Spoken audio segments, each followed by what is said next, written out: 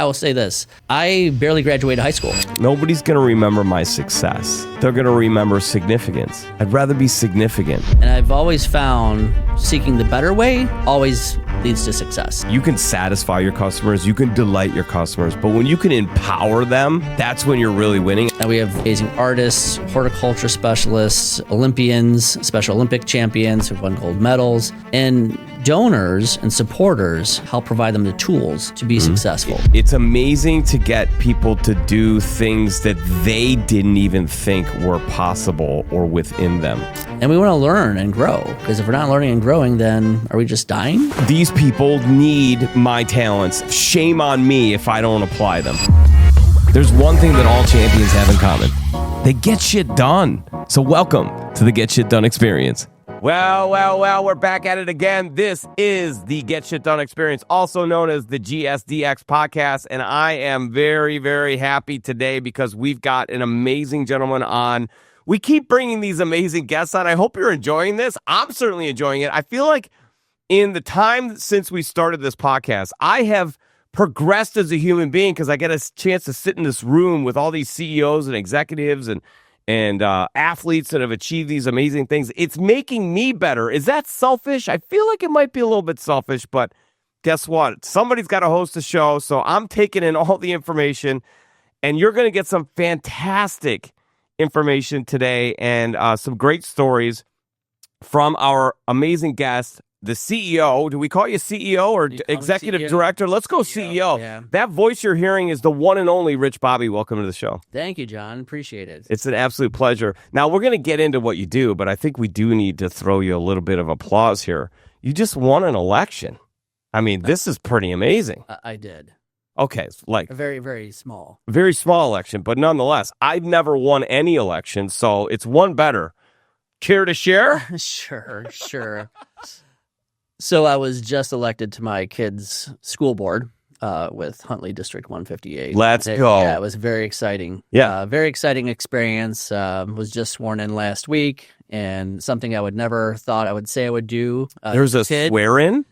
There is. I had to take an oath. An oath? An oath and a swear-in? Yes. Wow. Yes. So, no, it was an amazing experience. I'm excited to give back to our community, and that's really what it was about. That's where my interest is how can I give back to our community, my knowledge and experience, so we have an incredible school district. That's awesome. Yeah, and one of your employees apparently voted for me. Yes, Amy up front walked in and was like, push me over that. Exactly. You won by one vote, and we're thankful that it was Amy. But yeah, she helped me. It was Every vote counts. Was it the hanging Chad? Do you think was that it? It's like the old election. So, Rich, I always like to kind of start off, and our viewers know this. We kind of do like an origin story type of a thing. So, like, there's a reason why you've gotten to the point where you're at in life, and it always starts with a foundation. There's roots that were established, and who you are today is a product of that upbringing and all of those decisions and that influence and that mentorship that you received. So, kind of take us in the way back machine. Sure. Where did we grow up? What was mom and dad like? Like, tell us a little bit. Well, I was born in Arlington Heights, Illinois. Get out of here. Very tropical. No. Yeah. And but raised in Carpentersville. Okay. So Carpentersville, Illinois. I'll say this up front. I love my family dearly, and I, in the scheme of things, had it really good. Okay. And I can't complain when I hear so many other folks' origin stories. Yeah. At the same time, it was not perfect. It was not sunshine and rainbows. Mm-hmm. So I had my mom and dad, and I have two younger brothers. I was the oldest. Was in our first home was probably about 900 square feet. 5 of us living in there, 1 bathroom. No basement, no upstairs, and on top of each other all the time, and then had an uncle move in with us as well. So there's like 6 of us all in this tiny little home, which I share this with my son, who's now 11, one of my boys, because he doesn't seem to understand and appreciate what he has in life today. Mm-hmm. So I've actually driven him past my childhood homes, like, look, bud, that's where your dad lived. But yeah, we were middle class for the most part, and I will say that my family struggled a lot with mental health. There's always savings, but it's about way more than savings alone. Total Technology Solutions Group redefines managed print services. Excellence is the minimum standard. TTSG is a true managed print service provider, deeply understanding your technology and business goals. Your business is unique.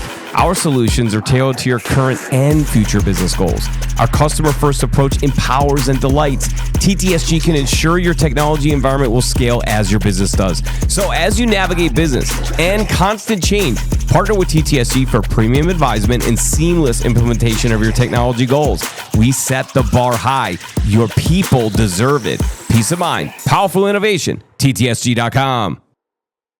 And my dad in particular had severe depression. He's passed on. He passed away literally 3 years ago on May 4th. And I'll tell you that it was something you didn't know when you're growing up. You just kind of live life and you think this is how life is. Mm-hmm. And it was very much we're a closed knit family. Didn't have a lot of people over growing up. We never really had a lot of friends coming in and out of the home. And, reflecting back on it, like now I noticed that, but at the time we just lived the life with the 5 of us. And we, when we would travel, we'd go travel to Ohio, which is where my parents were born. They moved here, so they didn't have a lot of family out this way. So, growing up, I will say that, there was a lot of struggles. And when I say this, I will say this, I barely graduated high school. So I was not this straight A student coming through school, did not find an interest in school and any kind of education in general.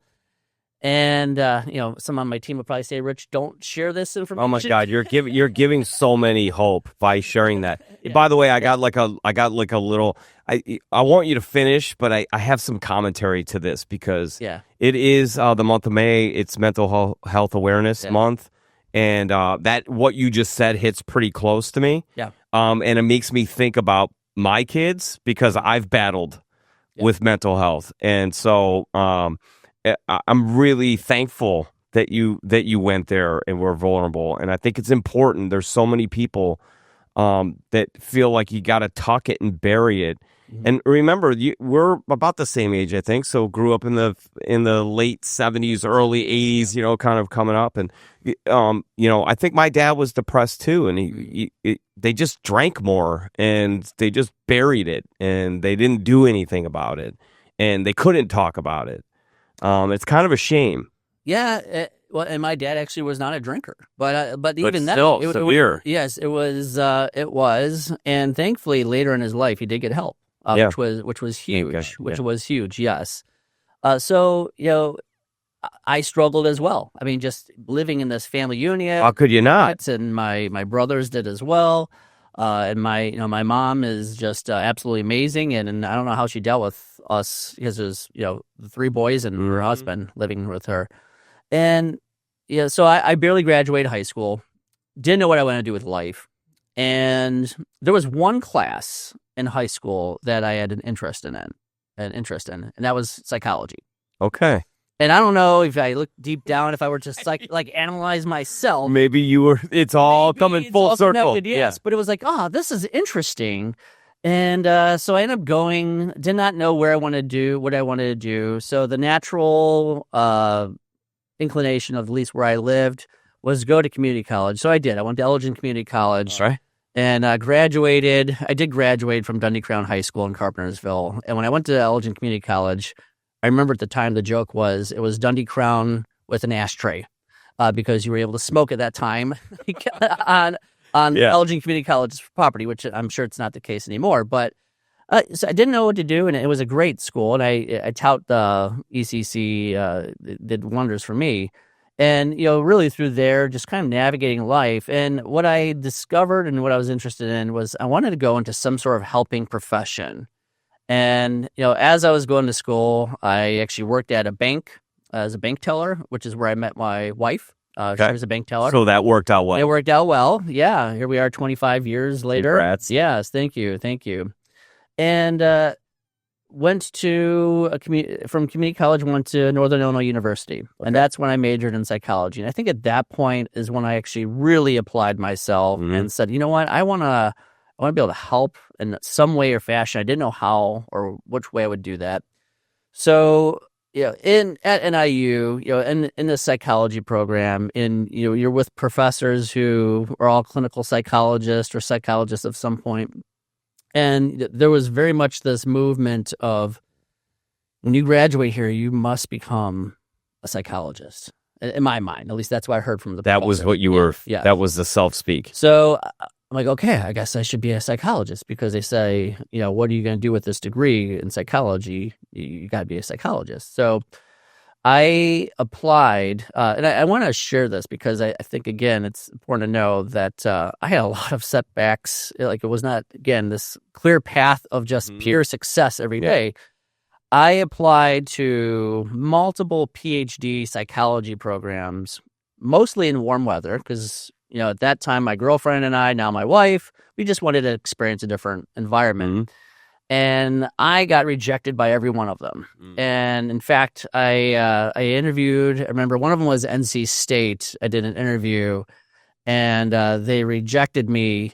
And there must have been some kind of glitch in their system, because I kept getting rejection notices in the mail. So it's like, we regret to inform you. No, we really don't want you to... Just in case you forgot. You have still not been accepted for a university. Rich, this is the dean calling. Did you get our 12 letters? We really don't want you to come here. Like, just don't even come to North Carolina. Don't come here. Just stay out of our state. And in fact, we talked to University of North Carolina. They don't want you there either. Yes, so the triangle, research triangle, yes. Yeah, stay out of that triangle. Charlotte, just please no. So Illinois seems good for you. Yeah. That was very much the same. Nice. So it was. So, at this time, I got rejected from all these universities. And, there was one university I interviewed with and did not get accepted into the PhD program, which was University of South Florida in Tampa. Okay. And, my wife and I, then girlfriend, we were there. You're like, you know what? Maybe we should just move to Florida and just experience living in a different state, warm weather, palm trees, and the like. Yeah, they have sunshine there all year. Yeah, right. Yeah. So that's what we did. So we didn't have any jobs. This was the year 2000. Didn't have any jobs. Nothing in our bank. Not really any savings. Our families did not have the financial means to support us. Loaded up a U-Haul and said, okay, we're going to do this. We're going to pick up, move to Florida. We did secure an apartment before we moved there. Isn't it amazing, though, how you just found a way? Like, you just find a way. Like, now, in my mind right now, if I looked at my account and it was, like, in that position, I think that I would probably just melt. But we just found a way. Found a way. It's crazy. So, get in the U-Haul, and the thing was dead.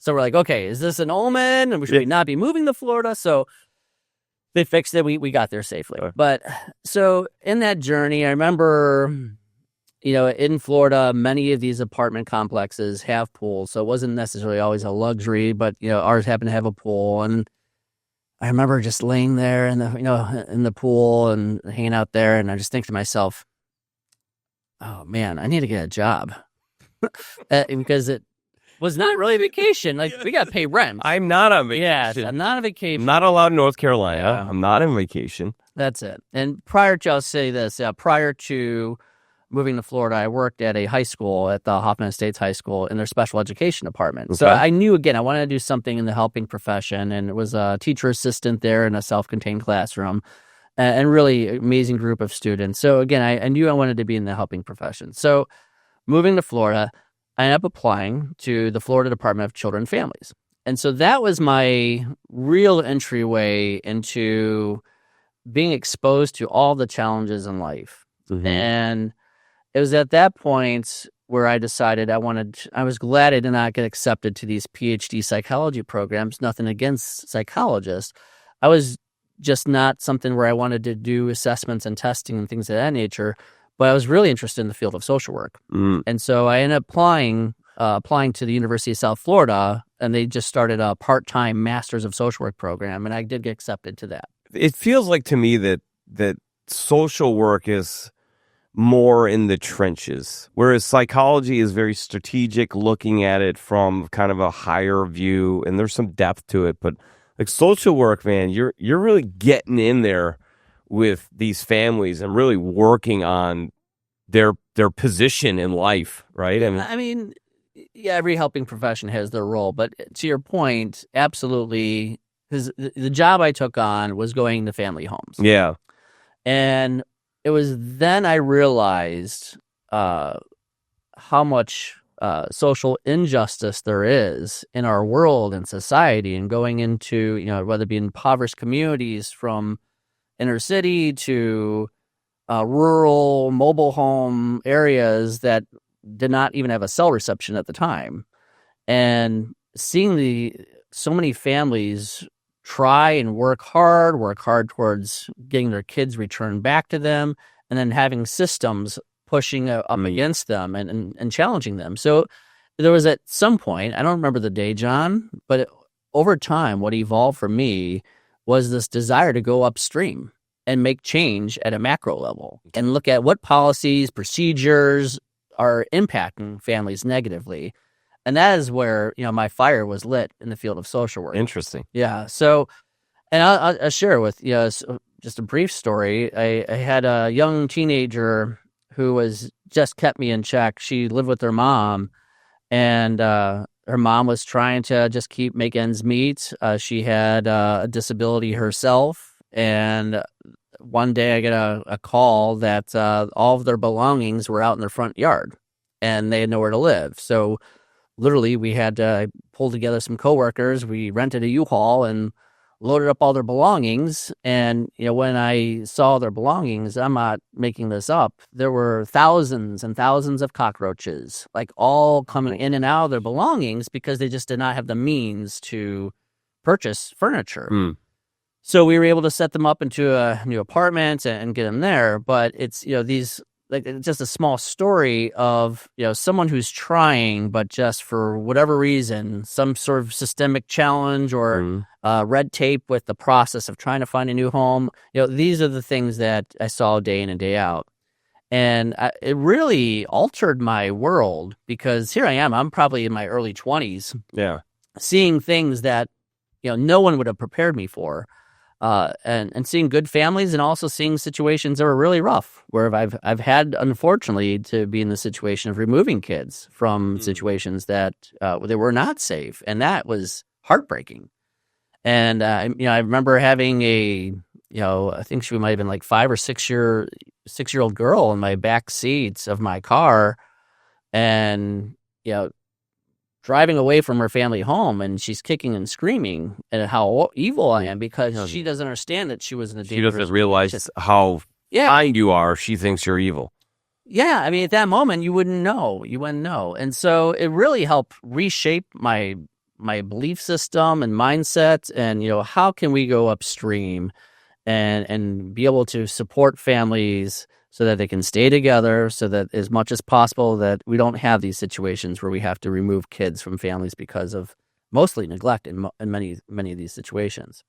So, here I am, I'm working on my master's of social work part-time, and I was very fortunate, I'll just say right time, right place, of once I obtained my master's of social work, I was, I'll say, catapulted to this like senior leadership role. Okay.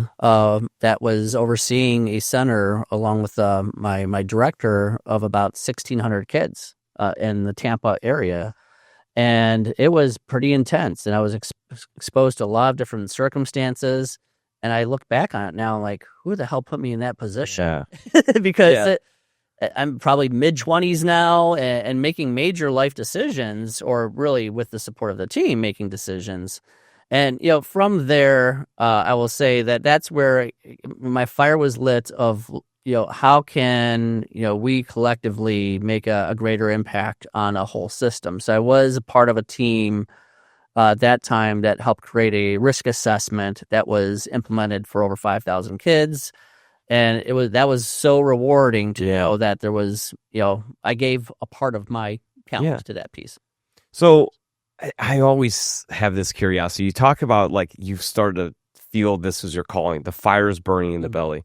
Are you feeling some sort of like, are you getting signs? Are you feeling some sort of universal pull? Are you feeling a higher power calling you? Like, are there, I'm not saying you have voices in your head, but that little person in your head, we all kind of have, like, who's actually talking right now? Is it my flesh and blood, or like what is actually talking to you right now? That kind of silent voice that talks. Like, are you hearing that? Like, where is this pull coming from? That's a good question. I don't know. But I'll say this: it was a progressive sensation. Got it. Of God, I gotta do more. Yeah. So you were starting to see success.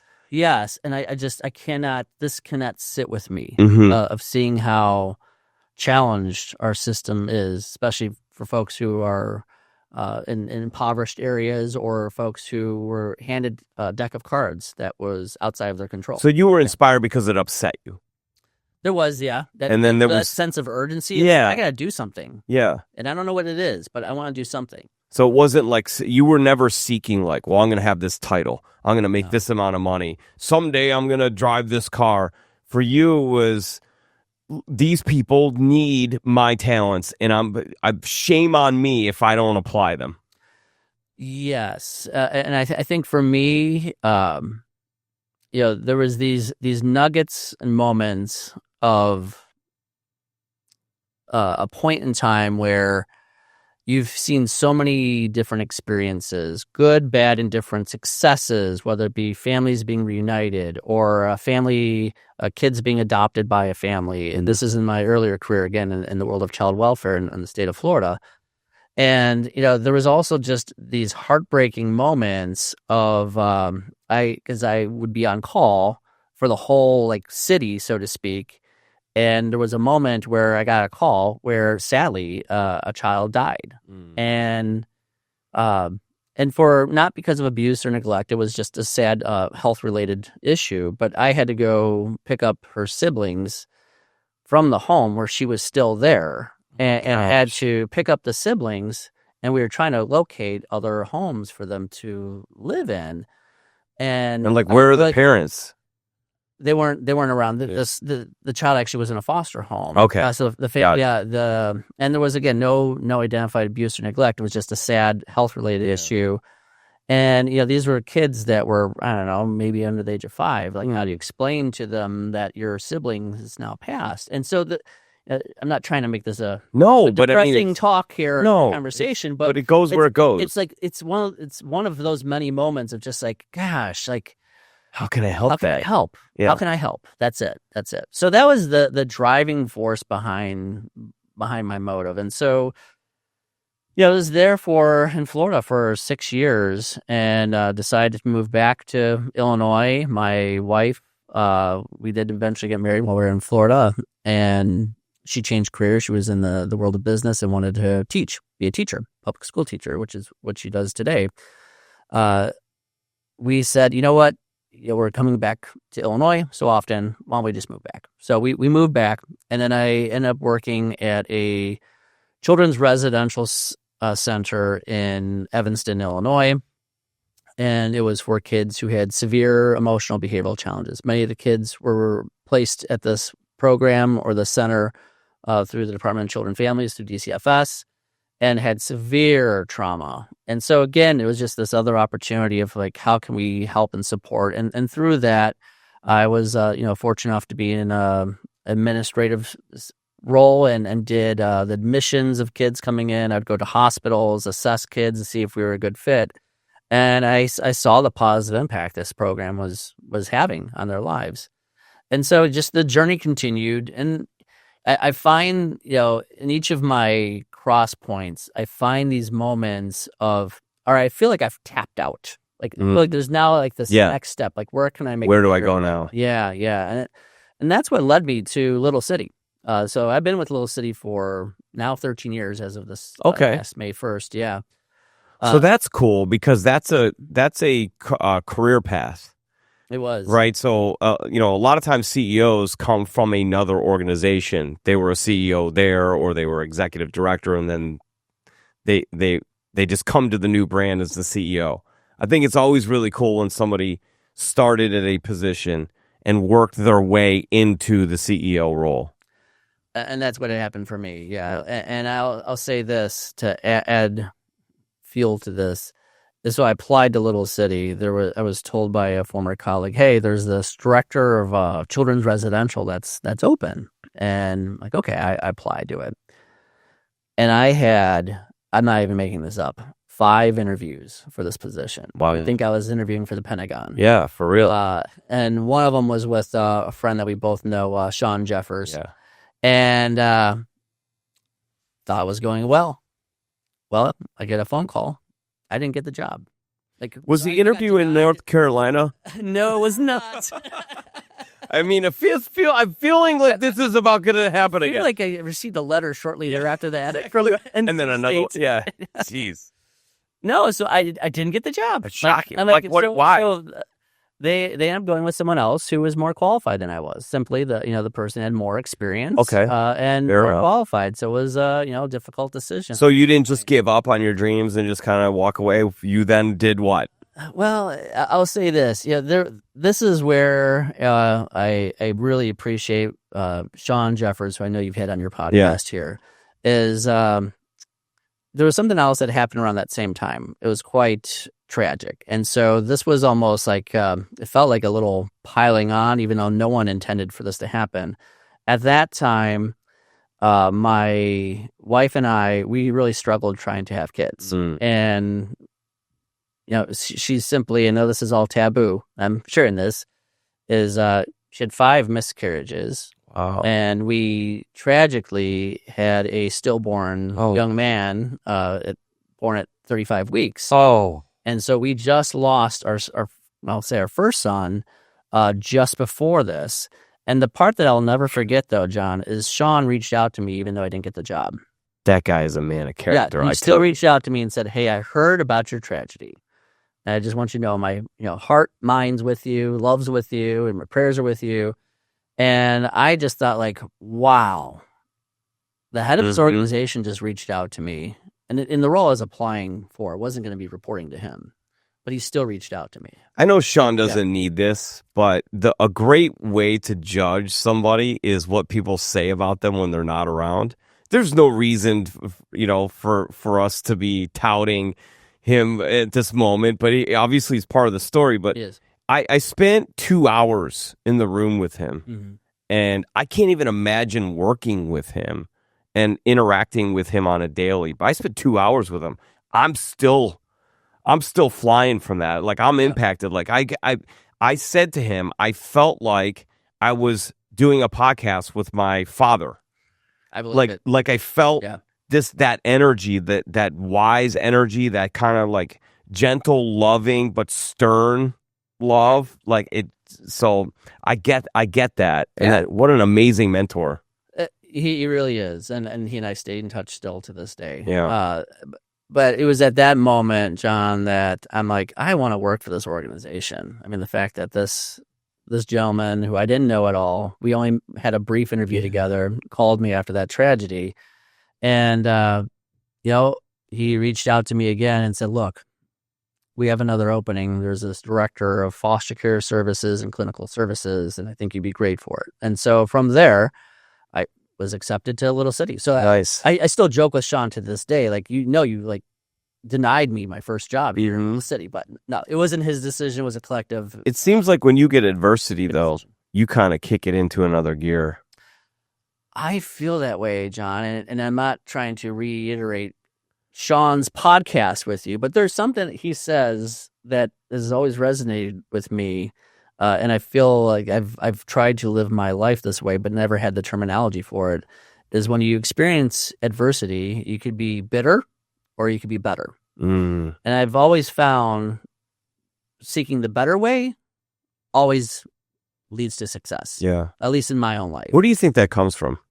Like, is that an upbringing thing? Is that innate? Like how do you learn that quality? Because I got to tell you, there's a lot of people that don't have that quality, and I think if they did it, first off, I think the world would be a better place because we all face adversity.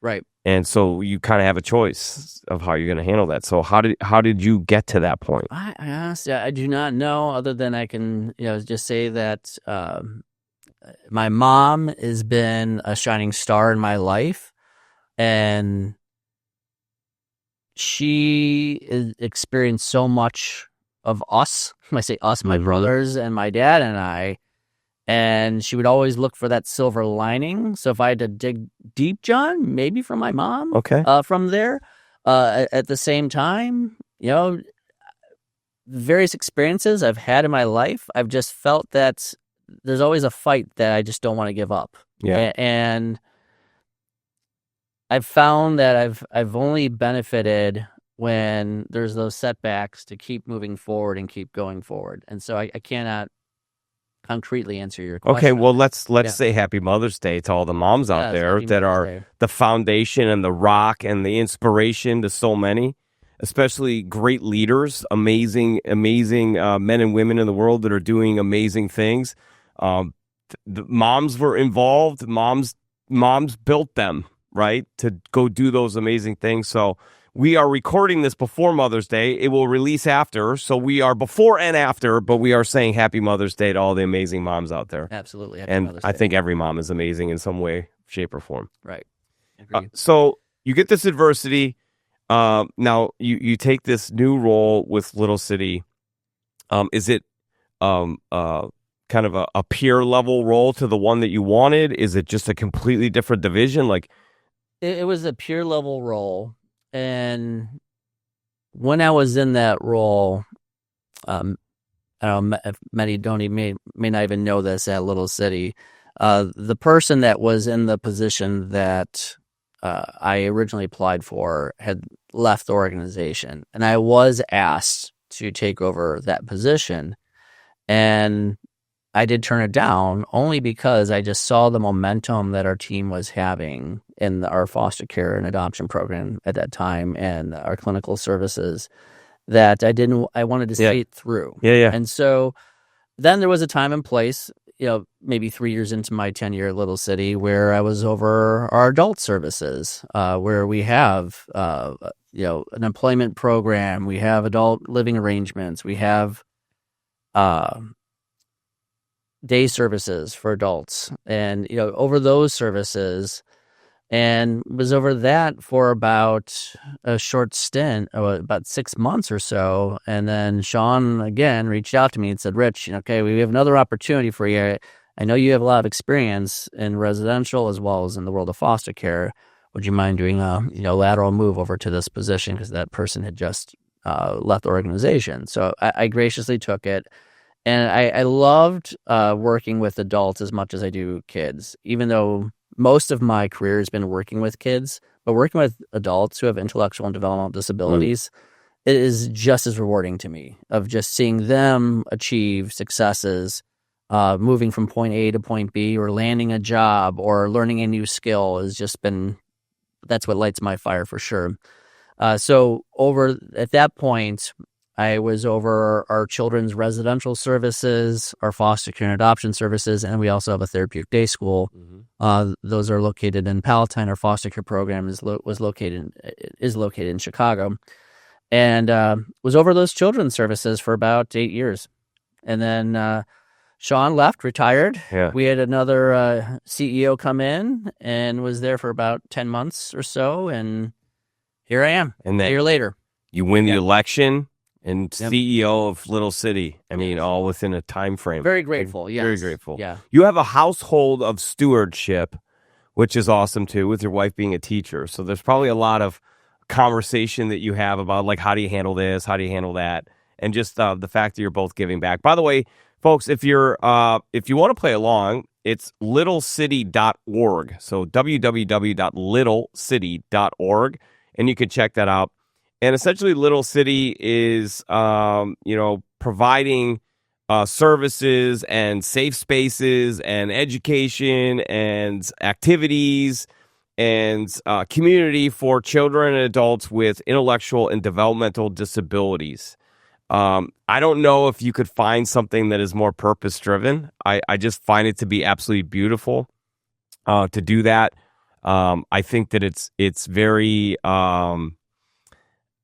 look. I don't want to turn it into a Christian podcast because I know there's a lot of people out there that think differently, but I think it's very holy as a profession to offer up services and to benefit people that are less fortunate or that just need a little bit of help to do those types of things. So tell me about your team, because I would say that any CEO that I've met with, kind of their pride and joy is their people.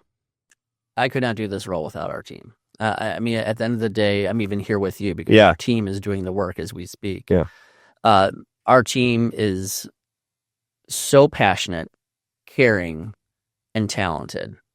And I think the challenge that we see in most companies, organizations, when you mention us, the purpose that we drive, I would say that sometimes I feel, maybe it's just my own humble opinion, that nonprofits are looked at as these, you just do this good, kind work over here, and you just really don't know anything about anything other than just doing this good, kind work. Yeah, it's a bit more strategic than that, folks. It is. It's a business. Don't kid yourself. It is absolutely a business serving people. Yeah. And that's where I go back to our team. They're smart business folks as well as caring individuals. Okay, so I'm sure a very lovely lady I only know through email by the name of Ann Morris. So obviously the last name is amazing. Yeah. But I have a sister named Ann. Okay. So every time I get an email from her, I'm like, why is my sister emailing me? But my sister is now a different last name. I won't say because she'll get embarrassed. But so every time I get the email, I will tell you, extremely professional. Your team is extremely professional. These are professional executives that are handling this. So this is not, this is not a summer camp they're running here, folks. This is a corporate setting doing amazing purpose-driven work, but it is absolutely a business. And why is that relevant? Well, they're a 501c3, so they're taking in a lot of donations. I think if I'm going to donate to a place, I kind of want to donate to a place with people with really big hearts and really big brains. And it seems like you got that covered. We do. And our, our COO, Kelly Evans, she is just absolutely amazing. She's the opposite of me, I would say. We're a good yin and yang because I'll just throw things up in the air. I think we should try this. I think we should try that. And she'll keep me in check and say, well, wait. So you're a bit of a visionary? And she's maybe a little bit more operational and strategic. Yeah, I would say you got to have both. You have to. And I feel like we have that synergy, which is just a good recipe for success for sure.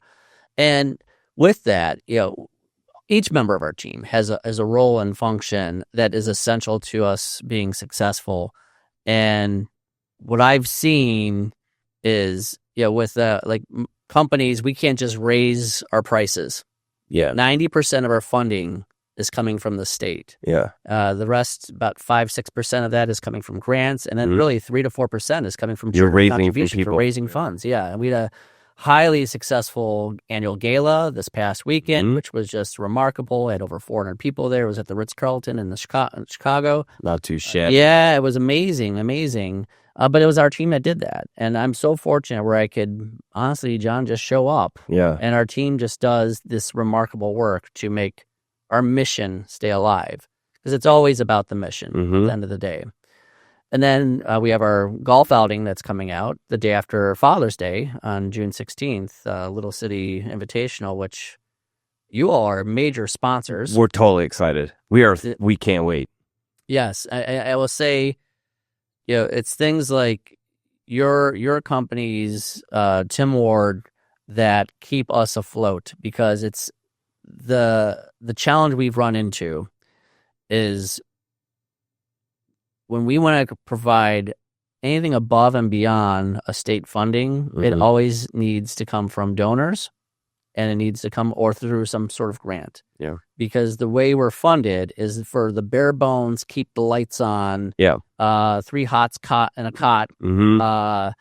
Everyone gets the same rate for a day service, regardless of your support needs. So every dollar raised is meaningful and truly makes a positive impact. So I just want to at least say that piece to the companies and to your amazing leader, Tim Ward. Okay, so the golf tournament, you're going to be shocked by this, folks. I'm not golfing in it. I know, sounds very shocking, but you are going to see some really cool stuff coming out, so stay tuned for that. But check that out on their website. I'm sure there's information that will be coming out very shortly on that. And, of course, we'll post about it as well.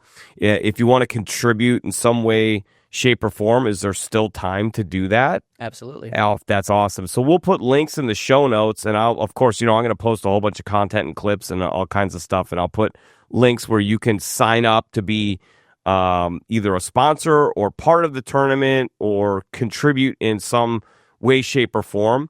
And you will see me there riding around on a golf cart. So I don't know. It's going to be fun, but it's going to be a blast. And last year, the energy was just amazing because I think when people gather around a really fun activity that's run really well, I mean, like a really top-end event, your people do amazing things. Yeah. Like when it's top end and you just kind of calm and everything is thought of and taken care of, and you've got all the things that would be the standard things that you would get at a really cool golf event, but then there's like 5 or 6 things that are even better to add on to that.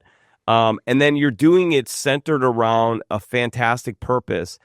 And people that go to things like that aren't just going to golf, right? They're going because of the give back, which means they're purpose driven. So you kind of feel this energy, like there's like an aura around the golf course that day. It's pretty cool. It is. And I will say this, I am just as moved by our supporters and seeing folks come out to events like this, because it does take a village to help support Little City. And the vision that we've created is, to me, is what drives me, is every individual we're serving, we want them to be a part of a community. We want them to have someone they call a friend. We want them to gain skills so that they can thrive. And that is something we are setting out for every individual. And when we talk about the folks we serve, and you may have touched on it earlier, John, is we're not talking about folks who I would say, oh, these poor individuals who have intellectual and developmental disabilities who are helpless. We're talking about exceptional people. Yeah, I've met some of them. Talents, yes. The national anthem last year. Yes, Jerry. Unbelievable. Yeah, amazing. And we have amazing artists, horticulture specialists, Olympians, Special Olympic champions who've won gold medals, and donors and supporters help provide them the tools to be successful. So if you didn't have weights, if you didn't have a gym, how are you going to train for Special Olympics? I know it's And by the way, like how would you look like this? The physique of a 49-year-old man who's let it go. I do have weights. They're holding up my laundry, so it's really good. But I swing a golf club. I don't lift weights. But you're absolutely right. Like you have to have the tools to be able to do. They have the talent. You give them the tools. The talent progresses. They go win championships. That's absolutely it. And we had this, as I referenced, this remarkable annual gala this past weekend.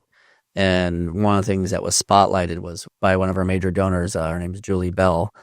She has a sister that lives with us, and we raised just in the single paddle auction fund to need, you want to call whatever you want to call it, close to $200,000. And she's helping match that. But what that's going to provide is now the exceptional experience of art and giving them the environment and tools to thrive as emerging artists or as professional artists. So it's all these folks that make this happen. And that's what, John, is so exciting about my role. I almost feel like sometimes guilty being in this role because I get to witness all of the amazing things everyone is doing to help support our mission and vision, from our team to donors, supporters, corporate partners like yourselves. It's just truly a privilege. You're not allowed to feel guilty. I think you're blessed. So I think you created your blessings. So I hope that you turn the guilt into unbelievable pride, because it is something worth being excited and happy about and thankful for and having so much gratitude, which I know you have all of those things. I had a guest on by the name of Brian Floriani. Brian started a 501c3 called Bernie's Book Bank. Okay. I should probably make the introduction for the two of you because sure. you probably would hit it off. But he talked about, and I asked him, like, what caused you to start this? Like, why did you get into this? Essentially, what he does is he raises funds. They buy new and used books, or they're donated. Excuse me, not buy. They get donated books, new and used, and they distribute them to underprivileged, economically challenged communities. Like 45 million books distributed. Wow. I mean, just crazy. Impressive. Like, and his whole goal was to close the literacy gap because it has an impact on everything. If you can read, you can imagine. If you can read, you're probably going to have a better moral compass, right? Like, it impacts everything. So I asked him, like, what would you want somebody to say about you, like, after this is all said and done? He said, like, nobody's going to remember my success. They're going to remember significance.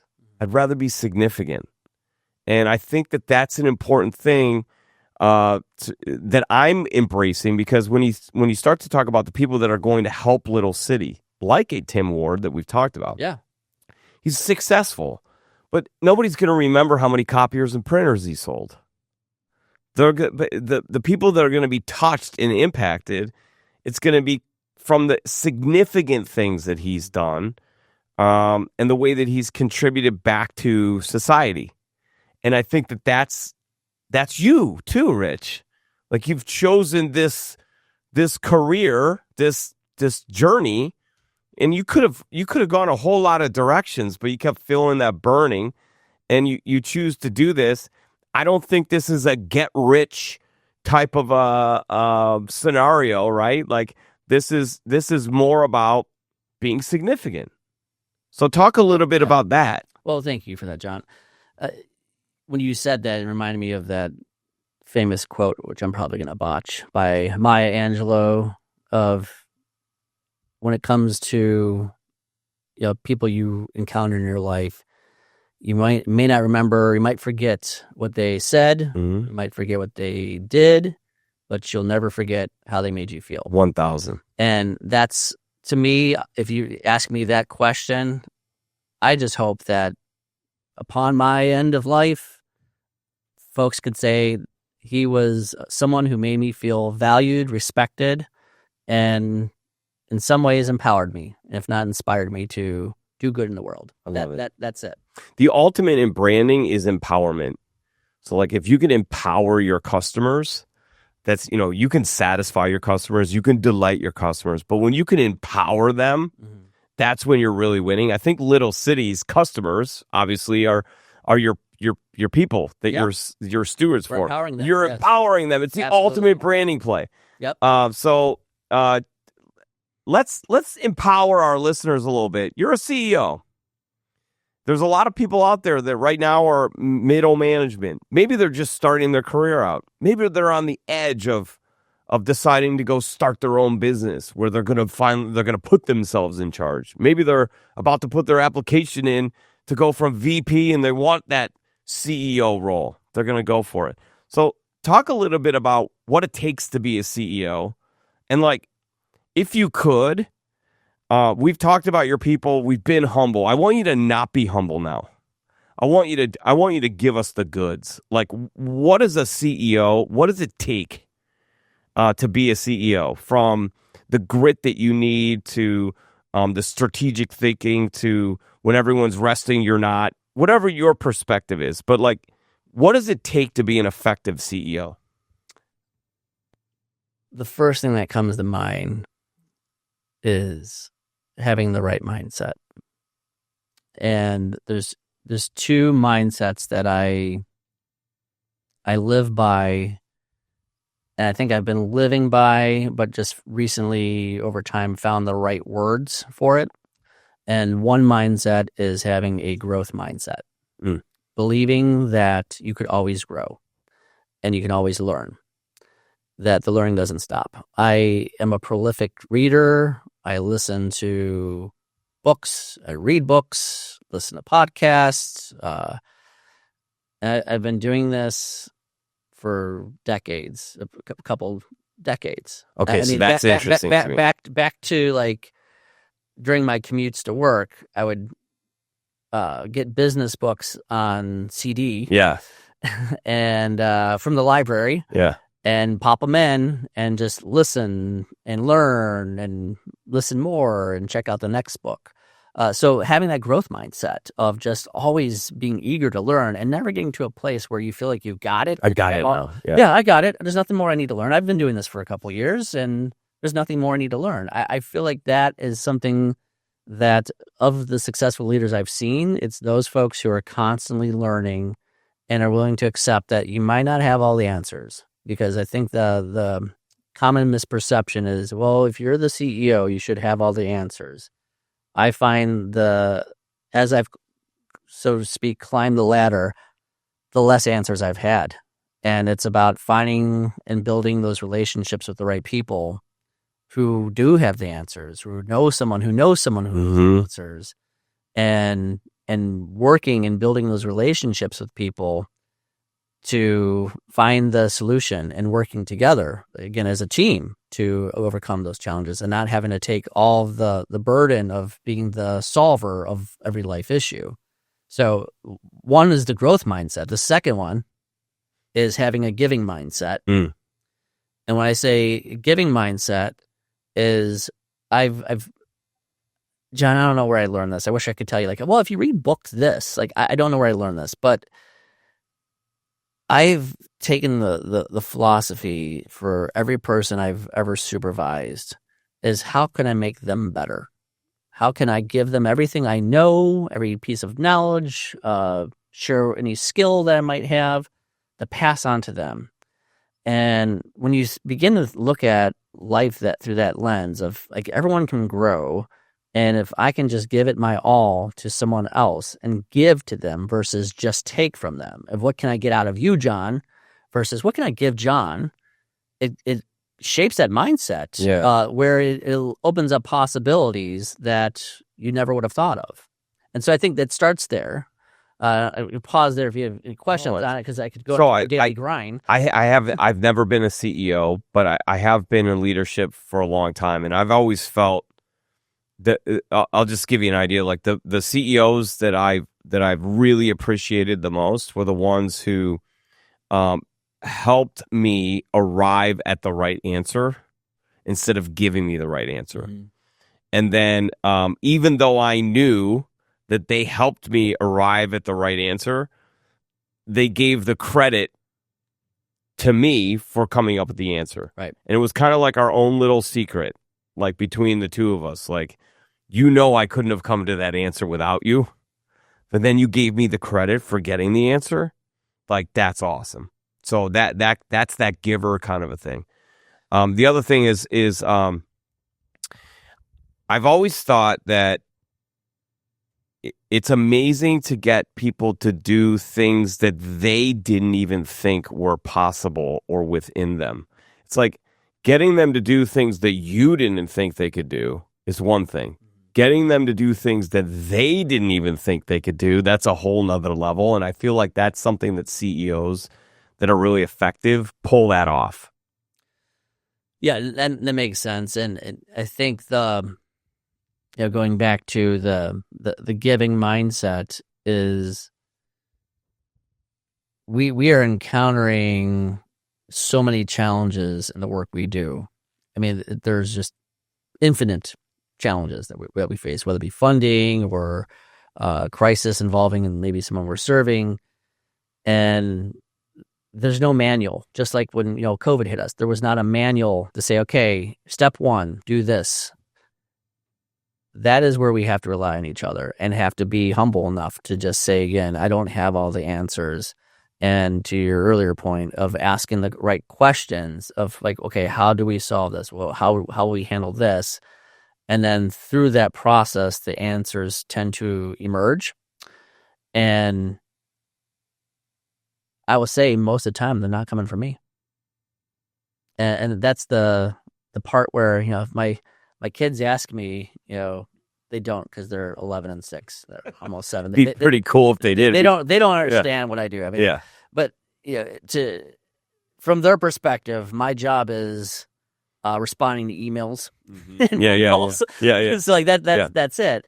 But again, I feel like that is how I was. The successful leaders I've seen in my life, whether it be near or far, were those folks that put the onus on you, as you put it, and say, okay, how would you solve this situation? You're running into this challenge. What are your thoughts in solving this challenge? And to me, that's part of the giving mindset of just like giving you the opportunity to solve your own challenge. Yeah. IT decision makers, this might sting. Frustrated with IT issues, security threats, and the stress of your technology infrastructure, your technology should blend seamlessly with your business objectives. Technology infrastructure management with limited resources can be exhausting and counterproductive. Do you have an MSP but still have problems and technical hiccups? GSD's advisement, proactive maintenance, cutting-edge cybersecurity, cloud solutions, data backup, and local 24/7 help desk can change the game. Your technology should outpace your business operations to allow for growth, and proactive strategies should prevent issues before they arise. Get back your time and your money with GSD. Drive business forward. Leave the technology to GSD. GSDnow.com. Helping you to arrive at it. And by the way, I also think that that's important because you want to create CEOs. Like you want to find your replacement within the organization, right? Like you want to create, if you have, 6 CEOs in the waiting, your organization is automatically 100 times more effective. But let's not kid ourselves here. As we said earlier, like you're running a business. So what are some of the most important fundamentals of running a business, in your opinion, that you really focus on? Like, do you have like a daily checklist? I'll put it in this fashion, like a swing routine, right? I have a swing routine when I'm golfing. I'm going to check all these different gauges before I make that swing. Sure. So how do you attack a day in that regard?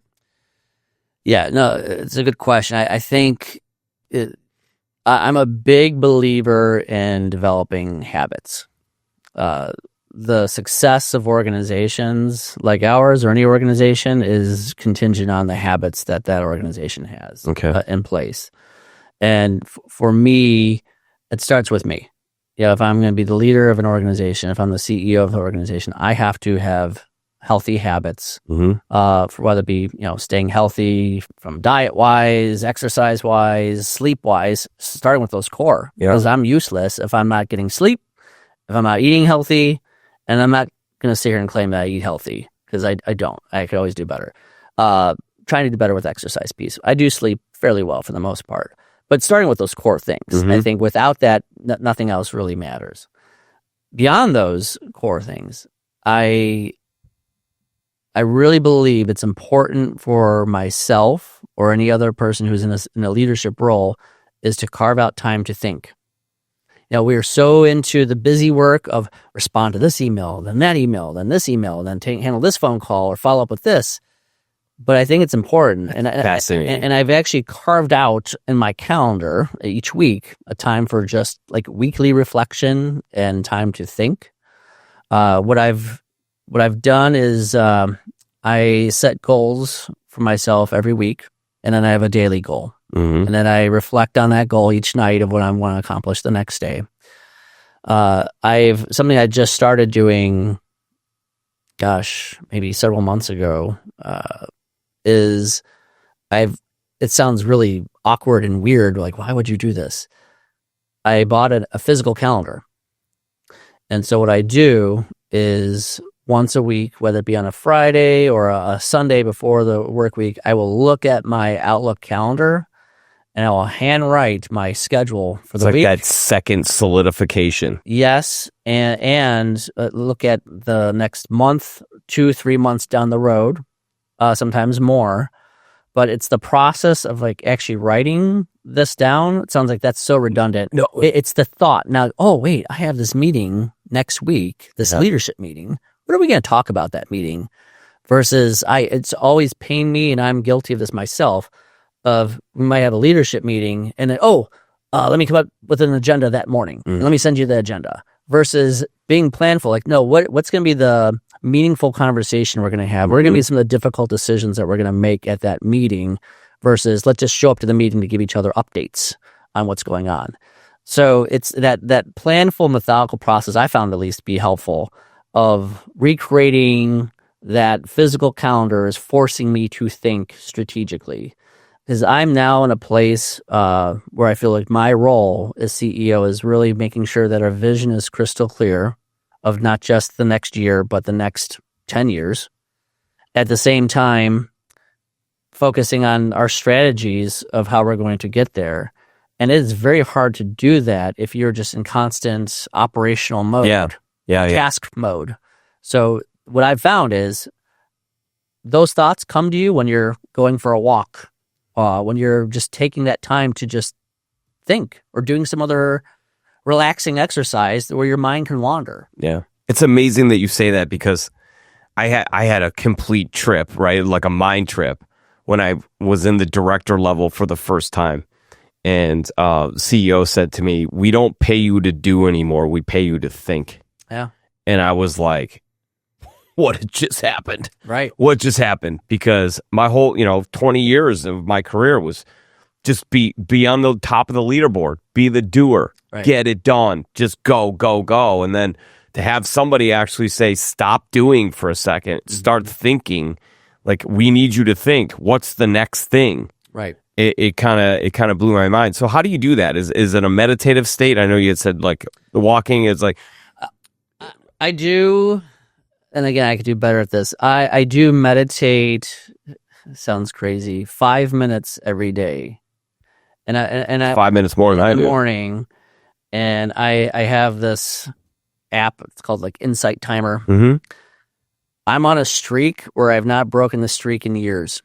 No kidding. So I feel like that's discipline. It's discipline. There was a book I read. It was right around COVID, called Atomic Habits. I've read the same book. James Clear. I read it. Yeah, I read it. It changed my world. Oh my gosh. The tail end of 2023, the beginning of 2024, I read that book. You did. Completely changed my world. Yeah. Unbelievable. Yes. Because what was so fascinating about that book was just do a tiny little action thing and make one little action. Make it fun, make it simple, visible, versus I'm gonna run a marathon. Let's just get the shoes on. Shoes on, exactly. And so it was right around that time, John, where it was like I think it was 2020, maybe 2021. Yes, in COVID, I remember that specifically. That's awesome. Okay, what are some small things I'm going to do every single day, and I don't want to break the streak. Yeah, and one of them is meditating every day. The other thing I do is do like a series of stretches every morning, including sit-ups. Like right when you get out of bed, kind of a thing, or? I would say yes. It depends on the day. I would say mostly within that first hour. And it's all scheduled. Like it's on you. You have like reminders. Or the habit is established and you're good? Established. I used to have reminders. Okay. Yeah, and I used to have it on my schedule. But now it's just habit. I don't want to lose my streak. Mm-hmm. And it's such a weird game. You're competing with yourself. No, I'm fully competing with myself, yes. It's freaking awesome. So, whether it be sit-ups, just basic stretches, and it just really helps warm the body up, ready to go, and... It's like they say, mind, body, soul. You got to get them all kind of moving in the right direction. So do you habit stack? When you say habit stack, you mean having a habit on top of a habit? Like if exercising, listening to a podcast? Well, yeah. So what I did, like I said, okay, so I need to get back to like doing push-ups. Mm-hmm. The best I ever felt about myself when I was doing 400 push-ups a day. And I kind of have lost that, so I got to get back to that again. So let's make note of that. I'm going to make a clip just to remind myself because we're getting a little soft. But what I was doing was I knew that every single day I was going to come into work and I was going to flip open my laptop. Mm-hmm. So that is a habit. Yeah. So what I did was I stacked a habit on that habit and I created like a Pavlov's dog kind of a scenario that every time I opened my laptop, in the morning, I had to do 100 push-ups. 100 push-ups. Oh, And there you go. So even associated with yeah, the okay. Right. And then so then I was like, okay, well, if I'm going to do 400, I need to stack it onto another thing. So it was like, well, I know I'm going to go out to lunch every day. That's a habit. I'm going to go do that. So before I could leave for lunch, I had to do 100 push-ups. Okay. And so like it just kind of, and then next thing you know, you get going for a streak. I unfortunately lost my streak and put more of my emphasis into hitting golf balls. But nonetheless, habit stacking is awesome. It's in building those habits. Get the book. Yeah, it is. And I mean, something else when you talk about just habits, I am always listening or reading something. And people are like, I don't know where I find the time to read or listen. You know what I'm reading and listening, or specifically listening? It's on my commute to and from work. Yeah. I'm listening to a book. Sometimes I've gone to the extent of when I'm brushing my teeth, listening to a book, or doing laundry. I'm doing laundry. I'm listening to a book. You're innately habit stacking. Yeah. But and I hate doing laundry, but I do my own laundry and I'm listening to a book while I'm doing it. Yeah. So there's windows there to do these things that it's just, to your point, habit stacking. But also there's sometimes things that just need to be replaced. Like if I'm doing one thing, why am I doing that? How can I replace that time with something else? Yeah. Okay. So what's on the list right now? What are we listening to right now? What are we reading right now? You want to know? Yeah, I do. This is actually embarrassing. Okay, cool. I love that. I love that about you. I love that for you. Okay. I'm going to preface this. My wife is a Swiftie. Okay, mine too. And I'm going to say this publicly.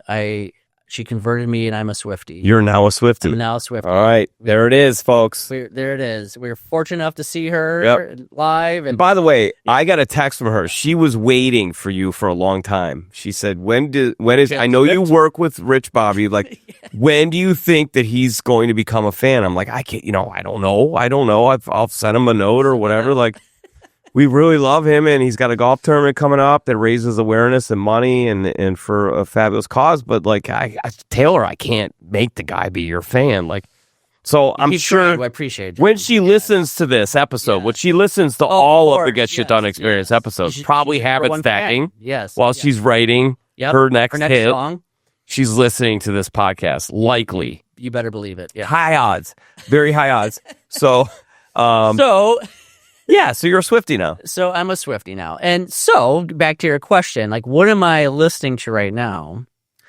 It's a book actually written by a professor out of Harvard, is The Strategic Genius of Taylor Swift. Really? From a business perspective. Which you could make the argument that she absolutely is. And what this book is doing is it's taking you through her career and how she's making these solid strategic business decisions of like moving from country to pop was a very strategic decision, but how she did it was incremental. So she didn't, she sprinkled like one at a time, and then and we get into because I really sound like a Swiftie. I'm like, well, in her Red album, oh boy, here we go. Whoa, she still had some country elements, but then she threw in some pop to just She didn't just jump to a pop album. She did not. Like Beyonce did that. Beyonce just went like, I'm doing a country album. Maybe that works for some, but this was a strategy. This is very strategic. And it was far less all 100% pop. Yeah, far less polarizing of a way, because Beyonce just said, I'm doing a country album, and like half the people are like, oh no, you're not. You can't do that. That's not country. And I'm not getting into that argument, but I think it is really strategic and smart to kind of just like sprinkle in your versatility.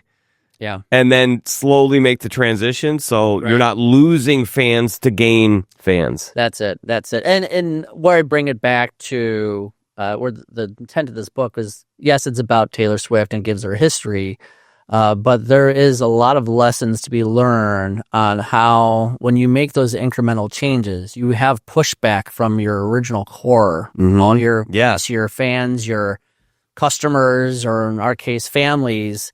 And so, I'm thinking about it as CEO of Little City. We are currently looking at a strategic growth plan to really look at how are we going to grow, not for the sake of growing, but growing strategically so that we are providing higher quality services to the current folks we're serving, as well as expanding the services and supports to new people. So improvements and diversification. Yes, because you don't want to lose your core of what you do, but how do you branch out? And if you look at, Apple, they made computers, right? People think about Apple, you think of iPhones, you think about iPads. That was very... They started off with that computer that was like, the Macintosh, man, was back in the day. In the late 80s, I can remember hacking away doing book reports on that thing. Yeah. So that's what I'm listening to. I love it. It's out there. I love that for you. Yeah. I'm curious now. Ready? So let's just grind them up a little bit here. We're gonna mess with some people. All right. So Taylor Swift, Travis Kelce. Right, she's at every NFL game, rooting on her boyfriend, rightfully so. Sure. Other players have their wives there. What's the big deal? What is the big deal? At the same time, the television channel that is pushing that game out goes, well, we've got a unbelievable businesswoman here who's got hit after hit and has billions of fans. Why wouldn't we put the camera on her? So here's the tough question that we're going to ask you. Yeah, where are we going with this? Are they really dating, or is this a business? Is this a bit? Because I got to tell you, Travis been getting some endorsements. Yes, he has. Oh my gosh, he's on everything right now. Right. So is his brother. Yeah.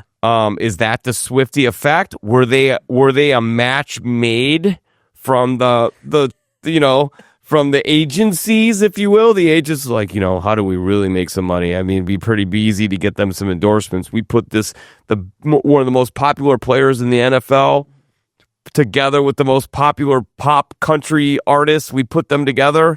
We dominate every deal. Every market. So do they really love each other, or is it a deal? I'm going to respond for the benefit of my lovely wife that it was love at first sight. Okay. Yes. Plus Taylor's listening, so. Very political. And you're in politics now in Huntley, so you took a very political answer. Safe. Fair enough. I'm going to do a podcast about my views and opinions I might not be able to do on this channel. We're going to do that on a different channel, so it might be one episode from my kitchen table with no logos or anything. It'll just be the JMO show. Fascinating stuff. So we've talked about kind of your present, and now you just mentioned that you're expanding. You want to grow. You want to grow through providing better service. What does better service look like for a little city? Right. Well, again, the folks we serve have intellectual and developmental disabilities. Many have mental health challenges. Is providing them with, going back to the tools to enrich their lives, having their lives be so fulfilling and meaningful that each day they feel like they've just given a part of themselves to the universe. Yeah. And as we expand services, right now the waiting list for people who have disabilities is like over 15,000 people in the state of Illinois alone. Can we plant a flag here real quick? Yeah. You're one of the biggest 501c3s in the Chicagoland area, no? We're not. I don't know if we're the biggest for this top 5 genre of business. Size of our budget. Yeah, there's many of us. There's many of you, but you're one of the biggest. 1, 2, 3 in your field, your specific 501c3. I think we're in the top 5. That's pretty awesome. Pretty awesome. So offering the best type of environment, making them feel so fulfilled, like how are we going to do that? Right. Well, and again, it starts with vision. I think if we are working from the place of every individual who has disabilities has the right to be part of their community and integrated into a community, having someone they call a friend, building skills, much like you and I want to do. I mean, that's what we want in our life. We want to have friends. We want to have a community that we're a part of. And we want to learn and grow, because if we're not learning and growing, then are we just dying? Mm. I mean, so that's what we want for folks that have disabilities. And right now, because of the lack of services and supports, funding in general, there are countless folks who have disabilities right now who are maybe sitting at home, who now are in their 20s, early 20s, 30s, waiting to get their lottery ticket to get services because they're on this waiting list.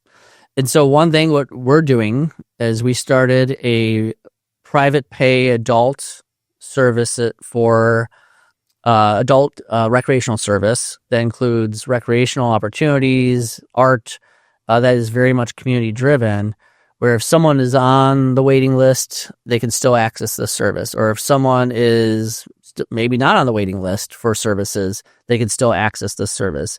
And we would meet them where they are, but ultimately we want to be able to serve more folks and not necessarily wait for the state to select them for service. Yeah. So that's one angle that we're looking at. Okay. A little bit more of your controlling your own destiny kind of a thing. Yeah. And our team has done an amazing job. It's called Life in Motion. Mm-hmm. I didn't name it. Our team did. Yeah, it's because it really is life in motion. So that just started up back in December, and we already have a couple folks that have already participated in this service. And then we opened a community mental health center in Chicago about 2-3 weeks ago to provide services for children and families who have autism and intellectual and developmental disabilities, as well as mental health challenges, that does accept Medicaid, which is rare to find because so many folks that have Medicaid, it's hard to find services in general. So that just opened about 3 weeks ago, and we're very excited about that. Congrats. So, yeah.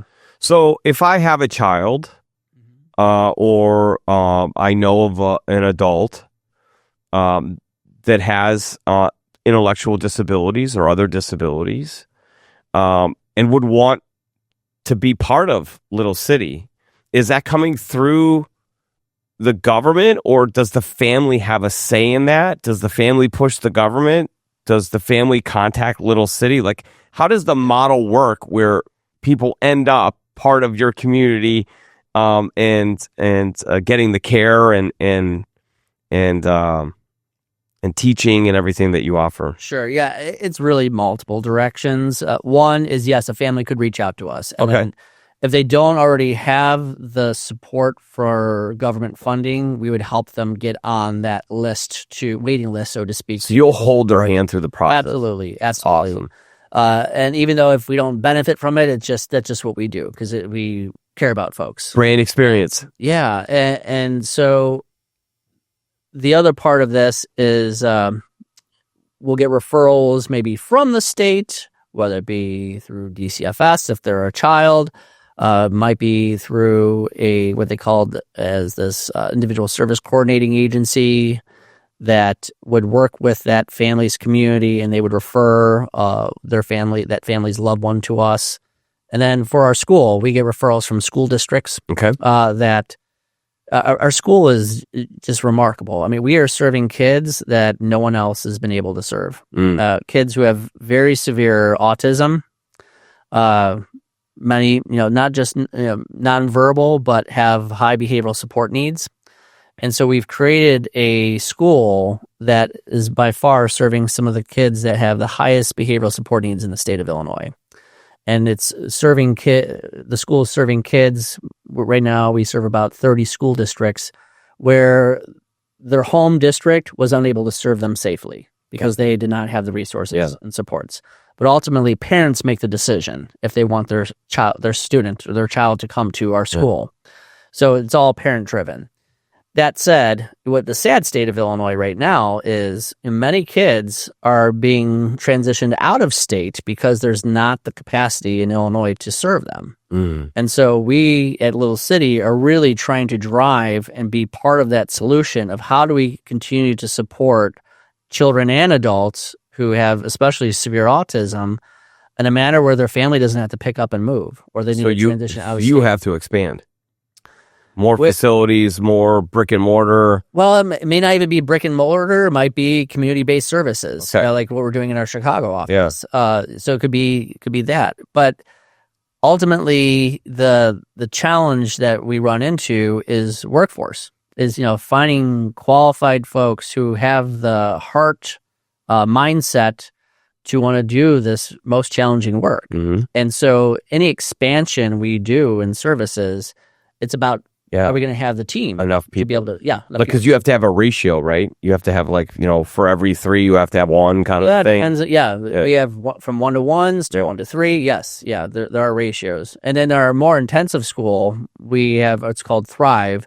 We have 4 students in a classroom, 4 one-on-ones, a teacher assistant, a board-certified behavior analyst, a speech and language pathologist, occupational therapist. So we're surrounding students who have some of the most high support needs. But the challenge right now, John, is that when those same students turn 22, the funding's cut. Wow. Whether it be from a school district or through a residential setting. So we've been really advocating on our front. So that's been a big part of my job as well as being the CEO, is advocating from a legislative perspective of why is it somebody's getting these supports when they're 21 on Monday, and then on Tuesday they turn 22. They still need the same supports. Yeah. And so we're really advocating just throw them out into society, like they, or that's say it. Back to the family. That's it. Like the family's not prepared for that, and society isn't prepared for that. This is, and you're taking somebody who is already in a mental capacity that isn't equivalent to the blessings that we have, so can't really cope with that the way that we could, and you're just kind of uprooting them. Like that can't happen, right? And it's no one's fault. No, I mean, the way it's just matrix the way they're set up. born. Yeah, I mean, it's just the way the individual is born. They have higher support needs, and so we do have families who they cannot safely go back to their family because they would be a risk of either wandering in the middle of the night out the door while they're sleeping, or physically hurting themselves or their family members. And that's where our supports have been so successful.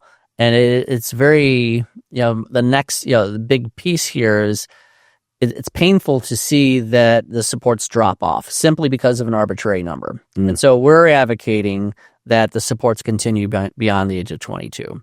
And already in the school system, there was a law that allows students to finish out their school year if they turn 22. But that's great. It's great progress, but it's not enough. We need to do better as a system for folks who have disabilities, and especially those who have very high support behavioral needs that have autism. There's, I just wrote an article that I've been mulling over for, I'd say, over a year. I just titled it "Seeing the Unseen." And the premise of this is just trying to give folks a snapshot of some of what our families experience day in and day out. Because we often will see, someone who has autism with an intellectual disability do amazing things that we should absolutely celebrate, from, bagging groceries at a grocery store to, starting their own business, or, doing some major work with rocket science, whatever you see these stories, and they're all successful, and we need to celebrate those stories.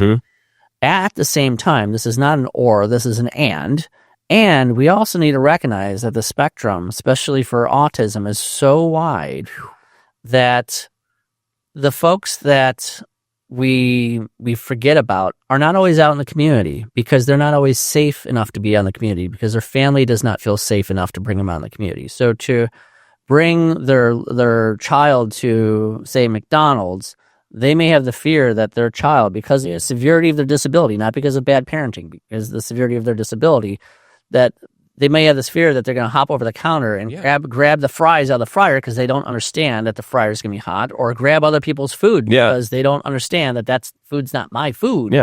And it's no one's fault, but there are individuals who have that level of severity, and we don't want to forget about them. They should be seen too, and they should deserve the same supports. And there's opportunities for them.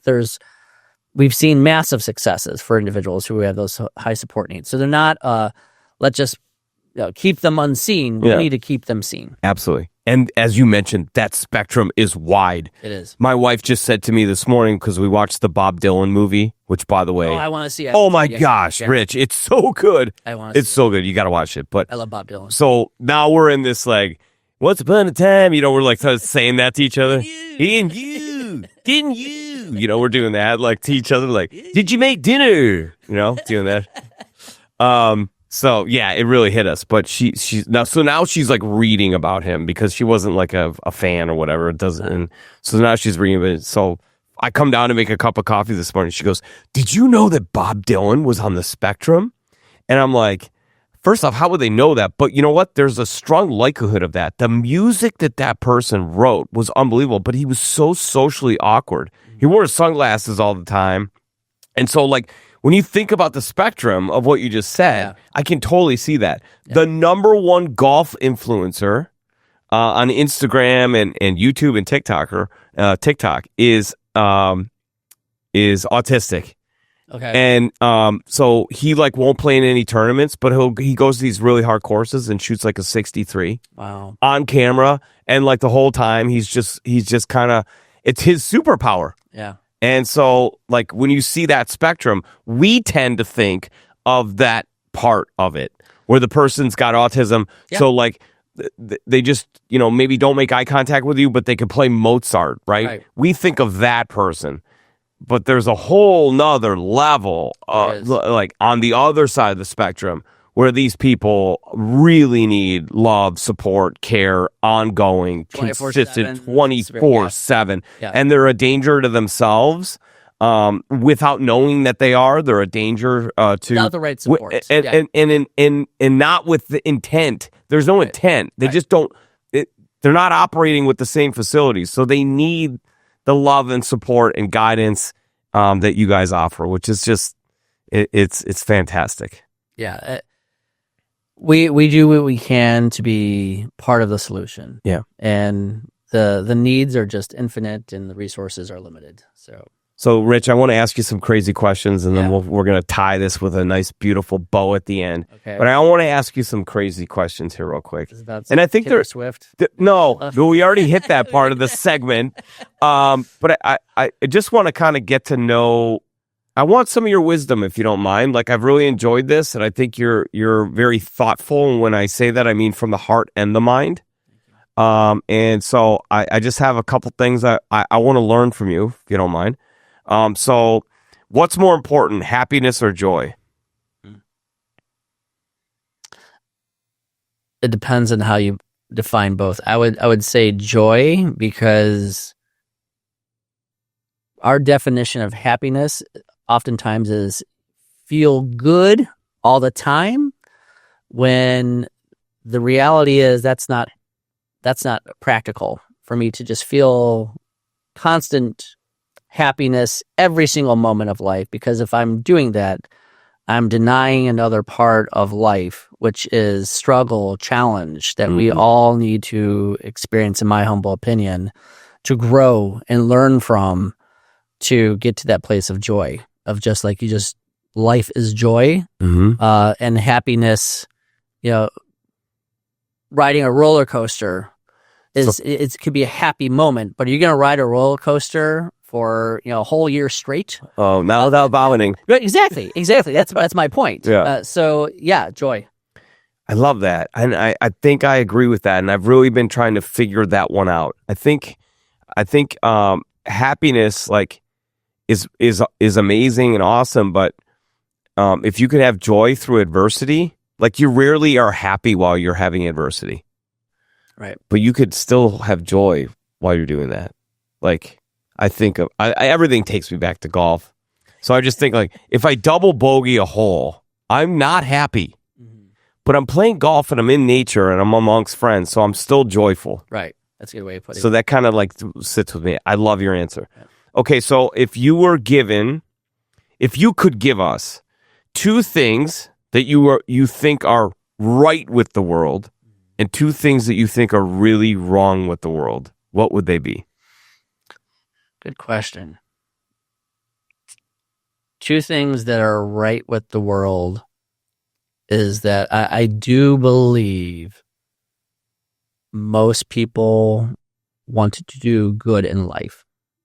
I do believe that. Yeah. I know, despite what we might see in social media, TV, or on the internet in general, I believe most people want to do good. And it might have different perspectives, different political opinions. At the core of this, though, they're coming from a place of good, and their definition of good might just be different than your definition or my definition of good. Another right thing in the world is that I feel that our children today, despite all of the challenges that they might be thrown their way, are eager to learn and grow. And I see this personally with my own two kids, is that they are curious. Yeah. So I think that the fact that the curiosity is still beautiful. there in life, that inspires me, seeing my own two kids, and just seeing them wanting to figure out life in general. So versus I don't care about anything. And do you feel like they're kinder too than when we were growing? Because when we were growing up, it was like there was always a fight, like there was always bullying.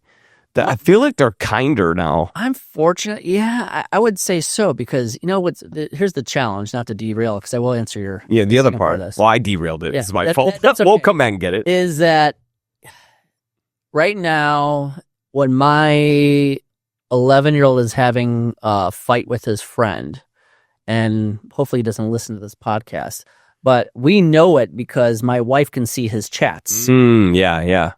And we're intentionally staying out of it. And I keep telling her, like, don't let him work through it. Let him work through it. And it's this back and forth, like, hate. And I was telling her, I said, the difference between today and then, first of all, I'm just so proud of him, of how he responds to a fight. Is he'll just say, like, oh, really? That was mature. Oh, I'll just walk away. Yeah. So he's handling it very well. So I'm very proud of him. He's being bigger. He's being, or better. Right. Yeah, he's being better. But at the same time, the difference is we actually see that today. But when we were kids, like, my mom would never have access to my fights with my friends or arguments and name calling of each other. So the fact that I could see his politeness and his being bigger and better is pretty cool. Yeah. So I do believe that, at least with my kids. I'm fortunate. All right. Too bad with the world. What are two bad things? I think we often don't stop to listen to each other as much as we could and seek to understand each other's perspectives. We're often jumping to, I know what's right, and so I don't even need to hear your point, John. Don't even tell me your point. My point is right. Quiet. Like, you can say whatever you want. It's not going to change my... Shut you down. Yes. And I feel like, at least this is just the perspective I found to be helpful and effective in my own life, is even if I disagree with somebody, to actually hear where they're coming from, of like, why is it they came to that belief in the first place? Even if the belief might be ridiculous, or if you think it's ridiculous, or if you think it's flat out wrong, they came to the belief from somewhere. Somehow. And, there's something I read, I don't remember where it came from off the top of my head, but it reminds me of, like, what you're a Bears fan? I am. Okay. My bet is that I'm just going to pick some random country in Fiji. There's not as many Bears fans as this area. Likely. Right? Well, because we've grown up in this area, in Chicago, we're immersed in the world of the Bears and the 85 Bears and everything else about the Bears and the history of the Bears. But in these other countries, whether it be Abu Dhabi or Fiji or somewhere in Turkey, you name it, they're not talking about the Chicago Bears. So there's something to be said about the environment that's around us that kind of shapes our belief system.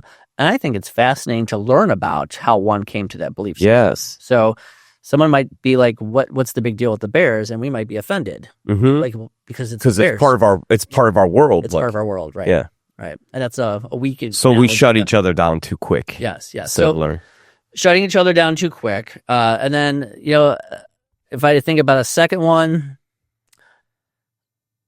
is, I'd tie it back to the shutting down quickly, is that turns into sometimes hate or hate speech, where, and I saw this, sadly, in my running for school board. You'd think I was running for president. I think that I think you're a little nuts, to be honest with you. It's truly an honor. I'm excited about it. It's an honor, but my gosh, like it's not an easy honor. Like there are some folks that like take that stuff very serious and can be a thorn in the side. And well, rightfully so. I mean, the folks who have very strong opinions about their kids' education. So Absolutely. I think at the end of the day, I respect that piece. I think the part for me where it was really eye-opening and somewhat bothersome in this is that someone didn't even know who I was, and they hated me. At least it would post their hate towards me. That's crazy. And I don't even know you, man. So, and this would be through social media. So, and by the way, like if they spend like 10 minutes with you, it'd be like, oh, I should probably delete that. Like, I mean, you have opposing views, but no need to hate you for having like. So, I mean, I don't want to end on that like a bad note. No, but like I think those are some things that I feel bothered by in our world. At the same time, I'm an eternal optimist, where I think that in the end, hope will prevail. We'll come to each other's senses, and I have to believe, and I've seen it in pockets where I can have, I'll just use. I have a uncle that is like 4 years older than me, so we're around the same age. He lives in another state. Love the guy dearly. We have polar opposite viewpoints. But what I love about it is like he and I can just joke with each other about each other's perspectives. But I'm also learning about his perspective and why he's like a chief of police for a small town, but I'm learning about his world. It's and like his totally world. Disagree on everything. Because you have a different world. We do. So we all think that we live in this one world, but we actually all live in our own version of a world. We do, right. It's a good way of putting it. And I think that is the piece where I do find that hope of like, look at, he and I can have a rational conversation. We're not screaming at each other, yelling at each other, calling each other names, and walk away with like, well, that was a fun conversation. Yeah. We still love each other. I love that. What's the key to being a father? I wish I really want to know this one. I wish I knew. I was hoping to hear to get some answers for you. In your version, what do you think has been most effective for you so far? Most effective for me is I have to remember to keep my cool and not to overprotect. Because it's my natural inclination is to protect my two boys who I love dearly. And much like that story I was sharing with my son and him arguing with a friend, is staying out of it and just letting him work through it. Because I do believe, this is just my opinion, that my wife and I, will not be doing our kids any service if we keep them in this protective bubble of never experience a bad moment, never experience a setback, never experience a failure, because that was not my life. And I truly believe that setbacks, challenges that we face help us learn and grow and become stronger, more productive humans, and in many cases, kind human beings. And so for me, my goal for my two kids is that they will be respectful human beings when they are adults. It doesn't matter to me what they do in life, is that they're respectful. And in one of the most profound moments that made me choke up with my oldest son, it was years ago. We were doing this parent-teacher conference, and the teacher said, "He is such a kind kid." There you go. That's it. Thank Winning. you. Like I'm done. Yeah, drop that's it. Just I almost just mic drop. Oh yeah, that's it. That's all I want. But he's doing this, or he's struggling with this and math, or whatever it is. Like I don't even care. He'll figure that out. He's not being mean to other kids. Thank God. But he'll figure that out. You and I both almost failed out of high school. I did fail out of college. Yeah. Like I'm kicking. Like, You're doing well? so like, Yeah. but I'll tell you what I always was, because my parents instilled it, and it sounds like you had that and are doing that for your kids, was like, it's not hard to be kind. Yeah. Like, everyone can do it. So, and guess what? You'll get a lot more out of life with sugar than you will with sour. Yeah. Best advice that you were ever given, best advice that you would give, and then we're going to tie this thing up. It may be the same. That's cool too. Is I listened to this gentleman who passed away, and it's ironic because on my insight timer, that's time left for my meditation, a quote came up from him today, and it was something that I've really tried to live by. Just ironic that came up today. It was by this guy. His name was Dr. Wayne Dyer. Have you heard of this guy? I think so. Yeah, he was like one of those like spiritual gurus. Yeah. And I was really into like listening. I didn't know he passed. Yeah, a number of years ago. Okay. He had like leukemia or something. But anyway, one of the things that, and I know he got it from someone else, I'm sure. Like we all do. Everything I've shared today, I got from someone else. But I learned it from him, is to let go of the outcome. Stop being so fixated on what the outcome is going to be in life and enjoy the experience of life. I remember worrying, whether it be in high school to college to job after job, or my career, of worrying, what's this going to turn into? What am I doing? Am I doing this right? What's gonna be the end game of this? And letting go of the outcome, like from just enjoy the journey of life and stop stressing. Yeah. And not to say, this term I'm using that I feel like right now applies to, like, especially our organization and many other nonprofits like us, is, we could let go of the outcome of, worrying, at the same time being productively paranoid. So I'm not saying like put our head in the sand. Yeah. And say nothing's happening around us and we're not going to listen to any challenges that are going on. Keep our eyes and ears open. At the same time, plan for all we can plan for. Because if I start planning for the infinite number of possibilities, I'm not going to sleep, John. Mm-hmm. I'm not going to be able to get to sleep. I'm not going to be able to do anything productive because I'm going to be obsessing about the constant rabbit holes we can go down in any given situation. So if, letting go of the outcome, to me, is in the same sense of being that productively paranoid. We're doing what you can do today, at the same time, not obsessing about all the catastrophic things that could happen. Yeah. I heard as a child, people would say, like, enjoy the ride, right? And you kind of like, you don't know what that means. But one of the things I've been really working on is to not set expectations. And expectations, I guess, you could say, are outcomes, right? But to be more focused on process, to be more focused on the present. Yes. And kind of just being entrenched in the moment and finding beauty in the adversity or the joy, right? Or the doing, and not always looking at the scoreboard, right? And then comparing yourself to not only what your goal was, because let's say you say, I'm going to lose 30 pounds, and you lose 24. Did you fail?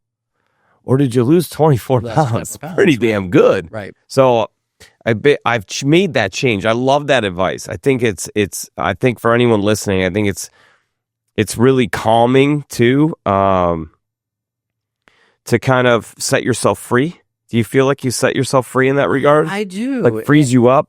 And yeah, it's like one of those situations where you wish you could go back to your earlier self. Oh my gosh. And just say, dude, chill out. Yeah, relax, man. Relax. I have hair. It's going to be okay. Yeah. It's going to be okay. It's going to be okay. Yeah. And yeah, that's, for me, it is freeing because we don't know. One thing that's guaranteed is we're all going to die. Mm-hmm. That's guaranteed.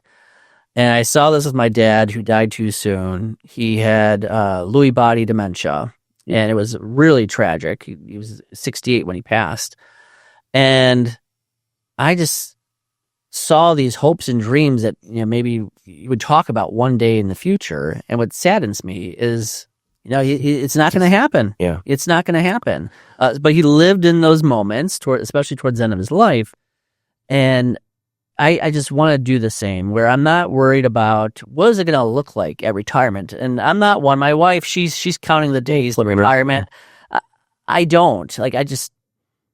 Because you love what you do. I love what I do. Yeah. And I just want to enjoy the ride. Yeah. Enjoy the moment. I love it.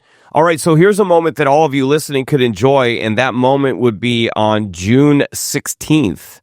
Again, we're going to put some information in there. You could join the cause. You could join the movement. You could join the collaboration of our teams for this amazing fundraiser and charity golf tournament, the Little City Invitational. Yes. LCI, also known as LCI. And it's just a fantastic event and for a fantastic cause. And I'm just curious, Rich, I think people would know at this point that we do partner together. We do collaborate. Our ownership and our leadership team is so excited and happy to contribute, as you at Little City say, time, talent, and treasure, right? I know that's a thing you say there. Yep. And I think our team is really excited. I think you're talked about. Maybe your ears are burning because you're talked about very often here at our organization. I think there's a level of pride. You know how you have pride of brand for the company you work for? I really enjoy when you work for a company who has pride of brand in the companies they support. So I'm just curious, on your end, what's it like working with the team at TTSG and GSD? Our ears are burning sometimes. Yeah. Right? No, it's been incredible, and I'll share this. I know you and Tim and I were talking earlier.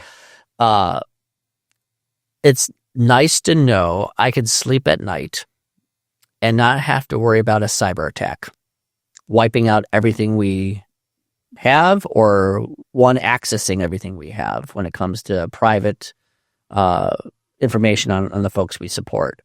And the response we get is immediate. There's not delays and issues. We're not waiting for a phone call back. 48 hours later, the response is timely.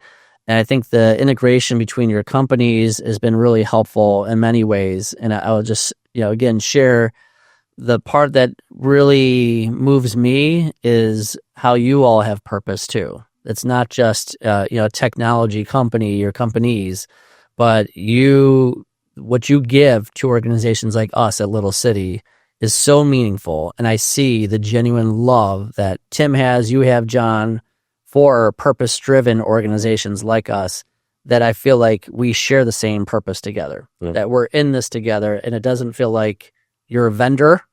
It feels like we're a partner. Yeah. That's the ultimate. Can't thank you enough for being on the show. We can't wait to see you June 16th. Where are we playing? Twin Orchards. Twin Orchards. Are you kidding me? Yes. By the way, I did play in the tournament last year. I saw you there. Yep. And it was pretty awesome. I did play really well that day. I did so, not. You did not? No. Well, we're going to get you on camera this time, so you better get to the range. And Rich, again, always great to speak with you. It's great to be in the same room with you here for this collaboration. And, sir, I want to remind you, you got shit done. Well, thank you, John. Appreciate it. This has been a very pleasurable experience. Cheers.